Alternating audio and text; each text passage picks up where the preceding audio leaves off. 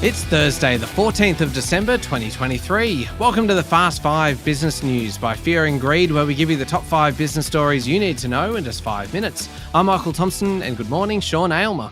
Morning, Michael. Sean, 5 stories, 5 minutes. Let's get cracking. Story number 1, a big jump in tax revenue thanks to higher commodity prices and a stronger than forecast employment market and a delay in infrastructure spending has put the federal budget on track for a second successive surplus. Yes, the forecast is for a tiny deficit of $1.1 billion, which you may as well say is as good as even. Mostly that's because of a surge in tax revenue of $65 billion over the next 4 years or so. The big jump in revenue reflects an extra $30 billion from income taxes over the next 4 years and $35 billion more in company receipts. Income and company tax revenue will improve the bottom line this financial year by more than $18 billion. While income tax reflects the employment market, the company tax receipts is mostly about the big miners and the fact that iron ore prices are still relatively high, much higher than Treasury previously forecast. There's also more money from hiking up passport fees and an increase in taxing of foreign real estate purchases. Businesses will also no longer be able to tax deduct the interest charged on an overdue debt to the Australian Tax Office. On the savings side, there's a windfall of nearly $10 billion, though about 3/4 of that is because projects have been delayed. And just quickly, Sean, what about the economic forecasts?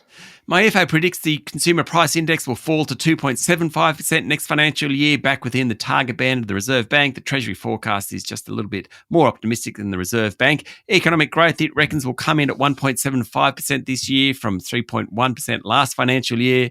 Now, that's a bit of an upgrade from the May forecast. Surging revenue means gross debt as a share of GDP will peak at about 35% in 2027-2028. That's down a bit. Despite the improved net position, the increase in long-term bond yields means that the interest bill on that debt is forecast to be the federal government's fastest growing expense, overtaking the National Disability Insurance Scheme.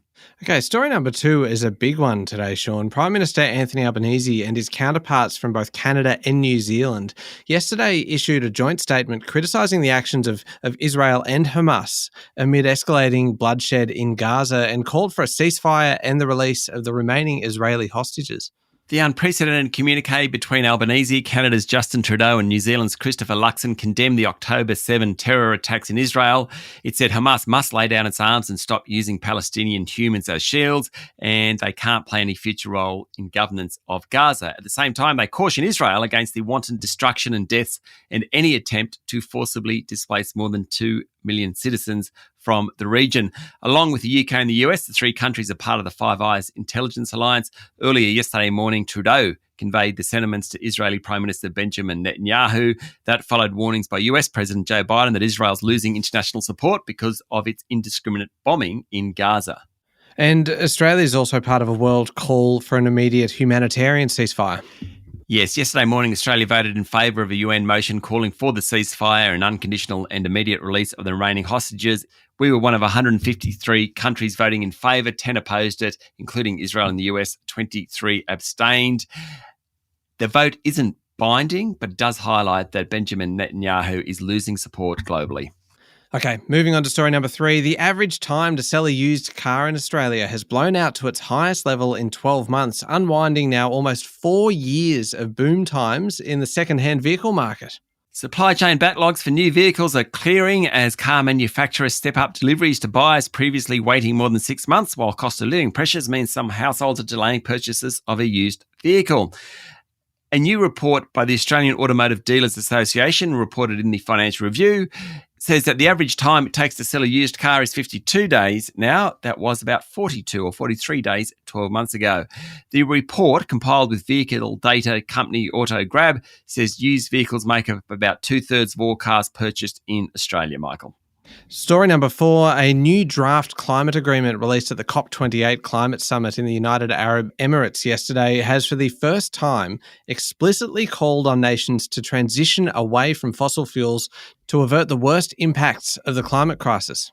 But the latest proposed text, released by COP President Sultan Al Jaber yesterday, did not include an explicit commitment to phase out or phase down fossil fuels, as many countries had urged.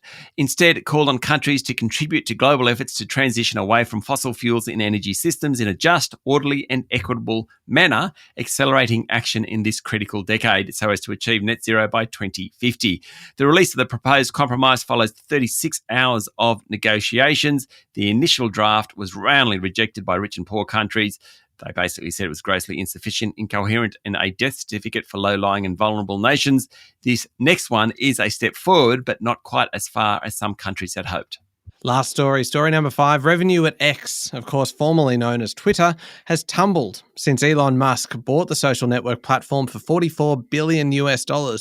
Perhaps not his best investment, Michael. X is on track to bring in roughly $2.5 billion in advertising revenue this year, a big drop from last year. X generated a little more than $600 million in advertising revenue each quarter. That's expected to be the same this quarter. It compares to about $1 billion per quarter last year. Now, ad sales make up between 70 and 75% of X's total revenue. If you add turnover from subscriptions and data licensing, that suggests sales of roughly $3.4 billion for X this year. Last year, it was $5 billion. Not so good for Elon. No, certainly not. There we go, the top 5 business stories in 5 minutes. Thank you, Sean. Thank you, Michael.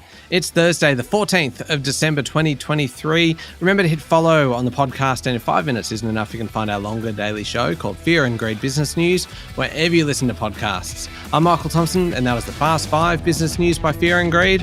Have a great day.